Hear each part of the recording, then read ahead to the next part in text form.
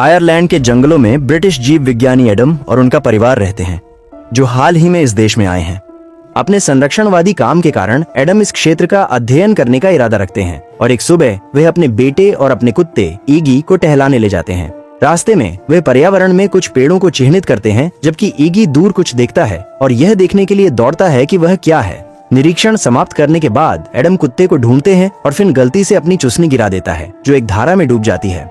Adam अपने बेटे से वादा करता है कि वह एक और खरीद देगा और इग्गी की खोज जारी रखता है। उसे एक परित्यक्त इमारत के सामने भौंकते हुए पाता है। अंदर देखने पर जीव विज्ञानी को एक हिरण का शरीर मिलता है, लेकिन जानवर एक अजीब प्रकार के फंगस और एक गहरे तरल से ढका हुआ है। इसे संदिग्ध मानते हुए एडम शरीर से एक नमूना एकत्र करता है और विश्लेषण के लिए अपनी प्रयोगशाला में ले जाता है। इस बीच क्लेयर स्थानांतरण का काम पूरा कर रही है जब एक पड़ोसी, जिसका नाम कोलम है, एडम से बात करने के लिए कहता है। ऐसा लगता है कि वह जीव विज्ञानी को बात करने के लिए बुला रहा है जब से वह यहाँ आया है, और क्लेयर से कहता है कि वह एडम को जल्द से जल्द उसके घर आने के लिए कहे। कुछ मिनट बाद जीव विज्ञानी फिन और ईगी के साथ जंगल से लौटता है और उसकी पत्नी उसे कोलम की यात्रा के बारे में बताती है। वह आदमी जोर देता है कि एडम उससे बात करे, लेकिन जीव विज्ञानी कहता है कि वह काम में व्यस्त है और इसे बात के लिए छोड़ देता है। बाद में वह नमूने का विश्लेषण शुरू करता है और माइक्रोस्कोप के माध्यम से एडम एक जानवर के रक्त कोशिका में परजीवीकरण कर रहे फंगस को देखता है और एक विषैला पदार्थ छोड़ता है। ये प्रतिक्रिया उसे आकर्षित करती है और वह अपना विश्लेषण जारी रखता है, जबकि क्लेयर फिन को सुलाती है। हालांकि वह देखती है कि एक काला तरल पालने की चादर पर टपक रहा है और आदम से छत में रिसाव की जांच करने के लिए कहती है। वो अटारी की जांच करने जाता है, लेकिन वहाँ कोई रिसाव या कुछ अजीब नहीं पाता। उसके बाद एडम क्लेयर को रात का खाना खत्म करने में मदद करता है और दोनों बच्चे की नींद का फायदा उठाकर अकेले समय बिताते हैं। हालांकि वे जल्द ही बाधित हो जाते हैं जब वे बेबी मॉनिटर पर फिन की आवाज सुनते हैं, जो संकेत देता है कि उनका बेटा जाग गया है। एडम को लगता है कि बच्चा बस सपना देख रहा है, लेकिन जल्द ही दंपति को कांच टूटने की आवाज सुनाई देती है, जिसके बाद फिन के रोने की आवाज आती है।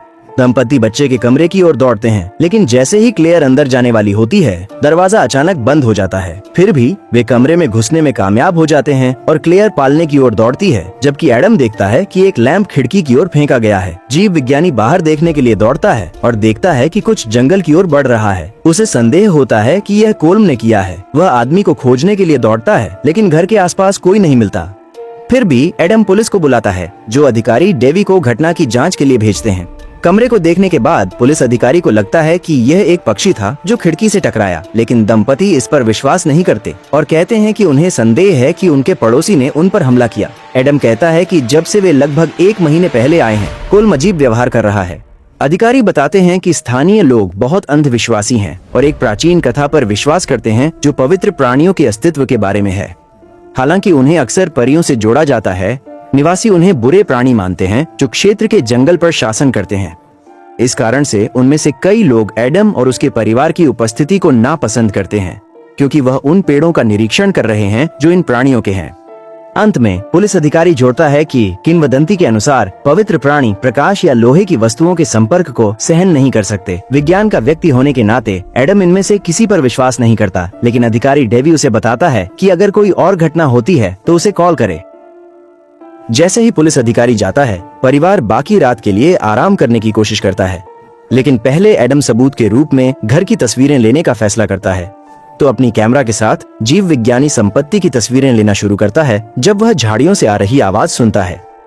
फ्लैश ऑन करके वह कैमरा जंगल की ओर करता है, लेकिन जब वह तस्वीर लेता है तो पेड़ों के बीच एक रहस्यमय आकृति खड़ी दिखाई देती है। एडम चौंक जाता है और एक और तस्वीर लेता है, लेकिन पास में कोई नहीं दिखता। जैसे यह काफी अजीब नहीं था, इग्गी झाड़ियों की ओर ध्यान से देखता है और भौंकने लगता है जैसे वह कुछ या किसी को देख रहा हो। एडम देखने के लिए जाता है, लेकिन फिर से जगह खाली लगती है और वह कुत्ते को घर वापस बुलाता है। अगले सुबह एडम टूटे हुए खिड़की को ठीक करने के लिए शहर जाने का फैसला करता है और फिन को टहलाने ले जाता है। इस बीच क्लेयर गंदे कपड़े इकट्ठा कर रही है जब वह देखती है कि बच्चे की चादर पूरी तरह से गहरे तरल से दागी हुई है। स्थिति को और खराब करते हुए जब वह चादर हटाती है तो उसे एक बड़ा फफूंद मिलता है जो उसी तरल में ढका होता है जैसे वह छत से गिरा हो। यह समझे बिना कि क्या हो रहा है, वह फफूंद को फेंक देती है और बाकी कपड़े साफ करने चली जाती है, बिना यह जाने कि इग्गी अकेले ही वापस जंगल में जा रहा है। दूर एडम एक कांच की दुकान पर पहुंचता है और मालिक से खिड़की की मरम्मत करने के लिए कहता है। आदमी तुरंत उसे पहचान लेता है कि वह वही जीव विज्ञानी है जो जंगल के पास रहता है और उसे सलाह देता है कि खिड़कियों को लोहे से मजबूत कर ले, क्योंकि इससे जीव दूर रहेंगे। एक बार फिर एडम को लगता है कि ये पवित्र जीव सिर्फ अंधविश्वास हैं और खिड़की की मरम्मत के बाद वह घर वापस चला जाता है। इस बीच क्लेयर कपड़े सुखा रही होती है जब उसे कोल्म से अप्रत्याशित मुलाकात होती है। आदमी कहता है कि यह जोड़ा लापरवाह हो रहा है क्योंकि जंगल उनके सोच से ज्यादा खतरनाक है। इसे साबित करने के लिए वह मेज पर एक रहस्यमय किताब छोड़ता है और चला जाता है। क्लेयर से कहता है कि वह इसे अपने पति को दिखाए। कुछ मिनट बाद एडम सड़क पर गाड़ी चलाते रहते हैं जब फिन अपना खिलौना गिरा देता है। उसका पिता जल्दी से गुड़िया उठाने के लिए झुकता है, लेकिन जब वह खड़ा होता है तो एडम सड़क के बीच में कोलम के सामने होता है जो एक शॉटगन पकड़े हुए है। सौभाग्य से जीव विज्ञानी समय पर कार रोकने में सफल होता है और अपने रास्ते पर वापस चलता रहता है, अपने पड़ोसी के व्यवहार को लेकर और अधिक संदेह में। जंगल में प्रवेश करने पर और अजीब चीजें होती हैं और कार नियंत्रण से बाहर हो जाती है। एयर कंडीशनिंग से एक काला तरल निकलता है। फिर एडम को रुकना पड़ता है और वह कार का हुड खोलता है जहां वह इंजन को फंगस से ढका हुआ देखता है। इसे अजीब पाकर वह सब कुछ साफ करने के लिए ट्रंक से एक उपकरण लेने जाता है, लेकिन एक ताकत उसे अंदर धकेल देती है और वह बेहोश हो जाता है। कई घंटे बाद एडम ट्रंक में फंसा हुआ जागता है और कार के अंदर फिन को रोते हुए सुनता है। इसके अलावा एडम को कार पर धमाके सुनाई देते हैं जैसे कोई अंदर घुसने की कोशिश कर रहा हो। अपने बेटे के लिए डरते हुए एडम एक औजार पकड़ता है और पीछे की सीट में छेद करने लगता है जब तक कि वह ट्रंक से बाहर नहीं निकल जाता। अपने बेटे को सुरक्षित पाकर वह वाहन से बाहर निकलता है और देखता है कि बॉडीवर्क पर खरोंच के निशान हैं, जैसे किसी जानवर के पंजों से बने हों। वाहन के काम न करने पर एडम फिन को अपनी बाहों में लेकर घर की ओर चल पड़ता है।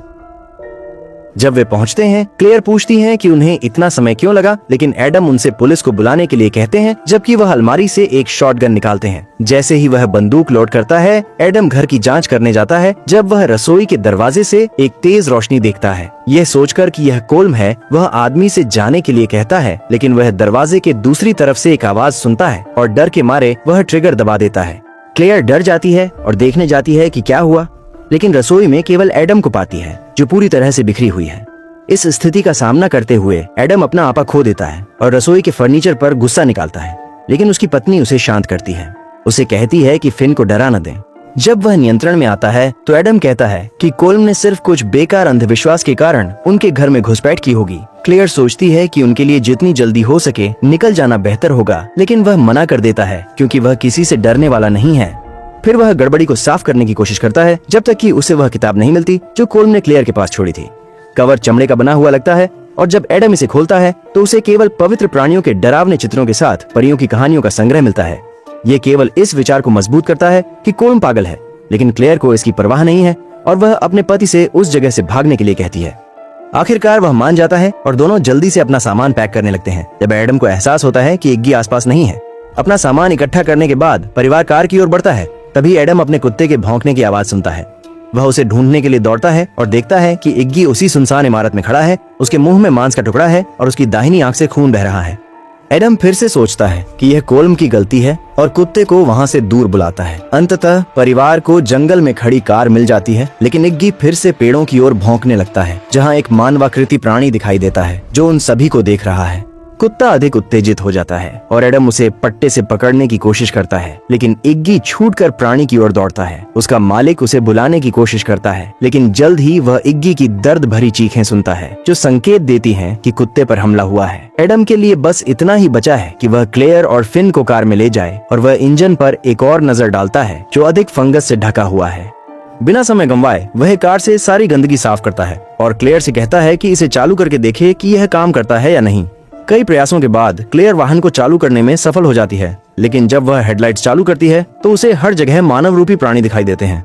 यह देखकर कि पवित्र लोग असली हैं, एडम कार में बैठता है और जंगल से तेजी से निकल जाता है। हालांकि प्राणी उन पर हमला करने लगते हैं, कार पर फंगस फेंकते हैं। उनमें से एक एडम के पास की खिड़की तोड़ देता है, जिससे एडम को टूटे कांच से चोट लगती है। फिर भी वह गैस पर पैर रखता रहता है जब तक अचानक वह एक छोटी लड़की को मैदान के बीच में खड़ी देखता है। एडम उसे बचाने की पूरी कोशिश करता है, लेकिन वाहन पर से नियंत्रण खो देता है जो सीधे एक गड्ढे में गिर जाता है। परिवार सुरक्षित है, लेकिन वे प्राणियों की आवाजें तेजी से पास आती सुनते हैं। कार क्षतिग्रस्त होने के कारण तीनों वापस घर की ओर भागते हैं और पहुंचने पर एडम दरवाजे में एक छेद से देखता है कि क्या कोई आ रहा है। हालांकि जब वह और करीब से देखने की कोशिश करता है तो एडम पर प्राणी हमला कर देते हैं जो उसकी आंख पर एक प्रकार के डंक से वार करते हैं। सौभाग्य से एडम अपनी दृष्टि नहीं खोता है। और वह दरवाजे बंद करने के लिए दौड़ता है, इससे पहले कि राक्षस उसके घर में घुसने की कोशिश करें। अंदर बंद एडम प्राणियों को डराने का तरीका सोचने की कोशिश करता है और उसे याद आता है कि अधिकारी डेवी ने उसे पवित्र लोगों के बारे में क्या बताया था। वे रोशनी और लोहे की वस्तुओं को सहन नहीं कर सकते, लेकिन घर में बिजली काम नहीं कर रही है। फिर एडम जोखिम उठाने का फैसला करता है और स्टोरेज रूम में जाता है, जहां वह जनरेटर के माध्यम से बिजली को फिर से जोड़ सकता है। इसके अलावा उसे लगता है कि वह खिड़कियों में रखने और हथियारों के रूप में उपयोग करने के लिए लोहे की वस्तुएं पाएगा। अंत में वह वहां जाने का निर्णय लेता है और अपनी पत्नी से कहता है कि वह फिन के साथ अटारी में छिप जाए। वहां पहुंचने पर क्लेयर बच्चे को सुरक्षित रखने की कोशिश करती है, लेकिन अचानक फर्श काला होने लगता है, पहले की तरह उसी काले तरल से ढका हुआ। उसी क्षण एक हाथ प्रकट होता है और क्लेयर के चेहरे तक पहुंचने की कोशिश करता है, लेकिन वह अपने शरीर को फर्श पर दबाकर उसे रोक देती है, जैसे उसने एडम के साथ किया था। प्राणी अपना डंक क्लेयर की आंख की ओर बढ़ाने लगता है, जिसमें वही काला तरल होता है। ये समझे बिना कि क्या हो रहा है, एडम स्टोरेज रूम में पहुंचता है और जनरेटर की डोरी खींचना शुरू करता है, जब उसे अपनी आंख में तेज दर्द महसूस होता है। इसके बावजूद वह तब तक डोरी खींचता रहता है जब तक कि वह अंततः जनरेटर शुरू नहीं कर देता, जिससे रोशनी जीवों को घर से दूर भगा देती है। इसके लिए धन्यवाद। उसकी पत्नी और बेटा बच जाते हैं और एडम और उपकरण इकट्ठा करने जाता है, लेकिन अंत में लोहे की छड़ से अपना हाथ जला लेता है। घाव देखकर वह वही सड़ा हुआ मांस देखता है जो पवित्र लोगों पर देखा गया था और उसे संदेह होता है कि वह उनमें से एक बन रहा है। फिर भी उसे अपने परिवार की सुरक्षा सुनिश्चित करनी है और जितना हो सके उतना लोहा और टॉर्च इकट्ठा करता है। इसके बाद वह सब कुछ रसोई में छोड़ देता है, लेकिन उसकी आंख फिर से दर्द करने लगती है और वह बाथरूम की ओर भागता है। आईने में देखते हुए उसे एहसास होता है कि घाव और खराब हो रहा है और उसकी आंख का आकार बदल रहा है। हालांकि आदम अपनी पत्नी को चिंतित नहीं करना चाहता, इसलिए वह अपनी घायल आंख पर कपड़ा रखकर उसे छुपा लेता है। अंत में वह क्लेयर से लाइट्स चालू करने और खिड़की के चारों ओर लोहे की छड़ें लगाने में मदद मांगता है। जब वे यह कर रहे होते हैं, कुछ पवित्र लोग अंदर घुसने की कोशिश करते हैं, लेकिन जल्द ही तेज रोशनी और लोहे की छड़ों से दूर हो जाते हैं, जो उनकी त्वचा को जला देती है। घर को सुरक्षित करने के बाद एडम फिन को अलमारी में रखता है, बेबी मॉनिटर के साथ। उसे पता है कि जनरेटर ज्यादा देर तक नहीं चलेगा और वह सोचता है कि लड़के को अंदर सुरक्षित रखना सबसे अच्छा है, ताकि पवित्र लोग उस पर हमला न कर सकें। समय बीतता है और एडम कोलम द्वारा छोड़ी गई किताब पढ़ता रहता है, जो पवित्र लोगों की कहानी बताती है। हालांकि क्लेयर बच्चे के बारे में चिंतित होने लगती है और अलमारी खोलने का फैसला करती है, लेकिन जब वह ऐसा करती है तो वह देखती है कि एक प्राणी फिन को पकड़कर अटारी में ले जा रहा है। हताश होकर वह एडम से उनके बेटे को बचाने के लिए कहती है और वह एक पिकैक्स के साथ सीढ़ियां चढ़ता है। वहां पहुंचकर वह देखता है कि एक पवित्र प्राणी फिन को पकड़े हुए है और उसे छोड़ने का आदेश देता है, लेकिन छत में खुले स्थान से एक और प्राणी प्रकट होता है और एडम के चेहरे पर हमला करता है। इस प्रहार से वह चकरा जाता है और सीढ़ियों से नीचे गिर जाता है, जिससे उसकी टांग खिसक जाती है और उसका सिर फर्श पर लग जाता है। क्लेयर अपने पति को जगाने की कोशिश करती है, लेकिन प्राणी उसके बेटे को लेकर भाग रहा है और वह उसे बचाने के लिए दौड़ती है। पीछा एक झील पर समाप्त होता है, जहां क्लेयर देखती है कि एक पवित्र प्राणी उसके बेटे को पानी के नीचे ले जा रहा है। रात के अंधेरे में भी वह बिना झिझक पानी में कूद जाती है और थोड़ी देर बाद बच्चे को पानी से बाहर खींच लेती है, उसकी जान बचा लेती है। इसके बाद क्लेयर घर लौटती है और एडम को पाती है, जो चोट से उबर चुका है और उसकी टांग पर पट्टी बंधी है। वह अपने पति से बच्चे को पकड़ने के लिए कहती है, जबकि वह सूखे कपड़े लेने जाती है, लेकिन एडम के शरीर में पवित्र लोगों के विष का असर होने लगता है। इससे वह अधिक संदिग्ध हो जाता है और अब वह अपने बेटे को नहीं देखता, बल्कि पवित्र लोगों द्वारा बनाई गई एक प्रतिलिपि देखता है। यह सोचते हुए कि यह एक जाल है, वह फिन को रसोई में ले जाता है, उसे खत्म करने के इरादे से। क्लेयर सोचती है कि उसका पति पागल हो गया है और उसे रोकने की कोशिश करती है, लेकिन एडम उसे धक्का दे देता है। फिर वह बच्चे को ध्यान से देखता है, जो उसकी नजर में एक प्राणी का रूप लेने लगता है। चाकू पकड़े हुए वह बच्चे को खत्म करने की तैयारी करता है, लेकिन क्लेयर एक लोहे की छड़ पकड़कर आदमी के कंधे पर मारती है। बिना समय गंवाए वह अपने बेटे को वापस लेती है और स्टोरेज रूम की ओर भागती है और एडम उनका पीछा करता है। वहां पहुंचकर वह अपने बेटे के साथ खुद को अंदर बंद कर लेती है और एडम दरवाजा तोड़ने की कोशिश करता है, ये कहते हुए कि बच्चा उसका असली बेटा नहीं है। वह उसे सौंपने का आदेश देता है, लेकिन जब क्लेयर मना कर देती है तो एडम दरवाजा तोड़कर अंदर घुस जाता है। भागने की कोई जगह न होने पर क्लेयर गोदाम की लाइट चालू करती है और उसे एडम की ओर धकेलती है, जो प्रकाश से प्रभावित होता है, जैसे पवित्र लोग होते हैं। फिर वह गोदाम के अंदर से एक दरांती पकड़ती है और एडम पर झपटती है, जो वार से बचने में सफल हो जाता है, लेकिन उसके शरीर में विष उसे फिर से प्रभावित करता है। वह फर्श पर गिर जाता है, उसका शरीर तड़पने लगता है और अपने पति की हालत देखकर क्लेयर उसकी मदद करने की कोशिश करती है। हालांकि एडम उसका पैर पकड़ने की कोशिश करता है, जिससे वह फिर से जंगल में भागने के लिए मजबूर हो जाती है।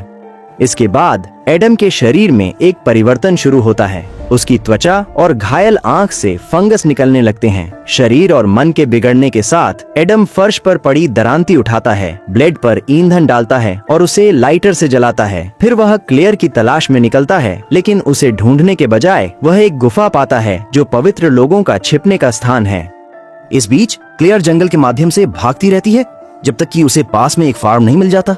वह वहां मदद के लिए दौड़ती है, लेकिन दरवाजे के दूसरी तरफ जो व्यक्ति दिखाई देता है वह कोल्म है, जो एक शॉटगन पकड़े हुए है। क्लेयर उससे मदद मांगती है, लेकिन वह उसे कहता है कि वह वहां से चली जाए, इससे पहले कि वह प्राणियों को उसके घर की ओर आकर्षित कर दे। क्लेयर जोर देती है, कोल्म से उसके बेटे की देखभाल करने के लिए कहती है, लेकिन वह कहता है कि इससे केवल उन्हें आकर्षित किया जाएगा, क्योंकि राक्षस वही पकड़ते हैं जो लोग सबसे ज्यादा प्यार करते हैं। यही कारण है कि पवित्र लोगों ने कोरा, उसकी छोटी बेटी, को पकड़ लिया, जो जंगल में खो गई थी और कभी वापस नहीं आई। इसी कारण भले ही वह माँ को उसके बेटे के साथ भीख मांगते हुए देखता है, आदमी अपनी राइफल को तैयार करता है और उसे जाने के लिए कहता है। पवित्र लोगों की गुफा में वापस एडम वहाँ कई लोगों को देखता है, जिसमें वही छोटी लड़की भी शामिल है जिसे उसने खेत में खड़ा देखा था। वह पता लगाता है कि वह कोरा है, कोल्म की बेटी, और वह उसे अपनी गोद में एक बच्चा दिखाती है जो फिन की तरह दिखता है। वह उसे वह चूसनी भी देती है जो फिन ने कुछ दिन पहले गिरा दी थी, और जैसा कि एडम को संदेह था, क्लेयर के पास जो बच्चा है वह असली नहीं है। फिर वह कोरा की बाहों से अपने बेटे को लेता है और हाथ में जलती हुई दरांती लेकर प्राणियों को जाने का आदेश देता है। गुफा के बाहर क्लेयर बच्चे के साथ भागती रहती है, लेकिन जंगल के बीच में खो जाती है। केवल एडम का कैमरा पकड़े हुए वह फ्लैश का उपयोग एक लैंप के रूप में करती है, ताकि देख सके कि यदि जीव पास में है। हालांकि बैटरी लगभग खत्म हो चुकी है, और जब वह एक और तस्वीर लेती है तो वह पवित्र जीवों के सामने होती है, जो पेड़ों की चोटी से उसे देख रहे होते हैं। राक्षस जल्द ही उसे घेरने लगते हैं, लेकिन क्लेयर फ्लैश का उपयोग जारी रखती है ताकि उन्हें दूर रख सके। इसके बावजूद जीव उसका पीछा करते रहते हैं और क्लेयर बच्चे के साथ दौड़ती है, लेकिन पहाड़ी के किनारे से फिसलकर एक गड्ढे में गिर जाती है। सौभाग्य से उसे चोट नहीं लगी है और वह पेड़ों के पीछे छिप जाती है, लेकिन प्राणियों की खोज की आवाज सुनती है। कहीं जाने की जगह नहीं होने पर क्लेयर बस अंत का इंतजार करती है, जब अचानक उसे दूर से एडम की आवाज सुनाई देती है जो उसका नाम पुकार रहा है। फिर वह पेड़ के पीछे से बाहर आती है और अपने पति को पाती है, जिसका शरीर घावों से भरा है और उसकी बाहों में एक बच्चा है। फिर वह बताता है कि यह असली फिन है, और इस पूरे समय क्लेयर एक क्लोन को पकड़े हुए थी जिसे पवित्र लोगों ने उसे धोखा देने के लिए बनाया था। सच्चाई ये है कि प्राणी फिन को पवित्र लोगों में से एक बनाना चाहते हैं, लेकिन एडम ने उसे बचा लिया और अपनी पत्नी से उसके साथ भागने के लिए कहता है। दोनों बच्चों को देखकर क्लेयर उन्हें अलग नहीं कर पाती, और कुछ सेकंड बाद और भी पवित्र प्राणी वहां आ जाते हैं, जिनमें कोरा भी शामिल है। क्लेयर और फिन की रक्षा के लिए एडम एक राक्षस पर हमला करता है, उसके सिर को कई घूंसे मारकर नष्ट कर देता है। फिर कोरा बच्चे को वापस लेने की कोशिश करती है, लेकिन एडम दरांती से लैस होकर एक तेज हमले में लड़की का सिर हटा देता है। इस टकराव के बाद एडम क्लेयर की ओर मुड़ता है और उससे असली बच्चे को ले जाने के लिए कहता है, इससे पहले कि बहुत देर हो जाए। दुर्भाग्यवश उसे यह एहसास नहीं होता कि पास में एक और पवित्र प्राणी था, और अपनी तेज पंजों से वह एक ही वार में एडम के शरीर को भेद देता है। अपने पति को जमीन पर जीवन खोते हुए देखकर क्लेयर उसके शब्दों पर विश्वास करती है और वह बच्चा उठाने का निर्णय लेती है जिसे वह लाया था। अंत में दोनों घर वापस भाग जाते हैं और एडम अपनी पत्नी और बेटे को सुरक्षित रूप से सूर्योदय से पहले जाते हुए देखकर खुश होता है। कुछ ही सेकंड में रोशनी जंगल में फैलने लगती है, जिससे पवित्र लोग भागने के लिए मजबूर हो जाते हैं। उसी समय रोशनी उस बच्चे तक भी पहुंचती है जिसे पीछे छोड़ दिया गया था, और उसका शरीर गायब हो जाता है, ये प्रकट करते हुए कि वह वास्तव में एक क्लोन था। अपने बलिदान के बाद एडम अपनी चोटों के कारण दम तोड़ देता है, लेकिन कम से कम उसने अपने परिवार को सुरक्षित रखा। कुछ मिनट बीत जाते हैं और क्लेयर असली फिन के साथ घर लौटने में सफल होती है और अपने पति के खोने पर रोती है, लेकिन अब एडम की बदौलत वे दोनों उस जगह को छोड़ सकते हैं। कई दिन बीत जाते हैं और एक आरा मिल कंपनी द्वारा पवित्र वन को साफ किया जाने लगता है। काम के बाद वे सभी लकड़ियों को एक रास्ते से नीचे ले जाते हैं, इस बात से अनजान कि पवित्र लोगों द्वारा फैलाया गया वही काला तरल पदार्थ और फंगस उनके अंदर से रिसने लगा है। बहुत जल्द और लोग इस पदार्थ से संक्रमित हो जाएंगे और जंगल का श्राप देश भर में फैल जाएगा, और कौन जानता है शायद पूरी दुनिया में भी। तो आपको यह फिल्म कैसी लगी नीचे टिप्पणियों में बताएं, और अगर आपको वीडियो पसंद आया तो और फिल्म सारांश के लिए लाइक और सब्सक्राइब करें। अगली बार मिलते हैं।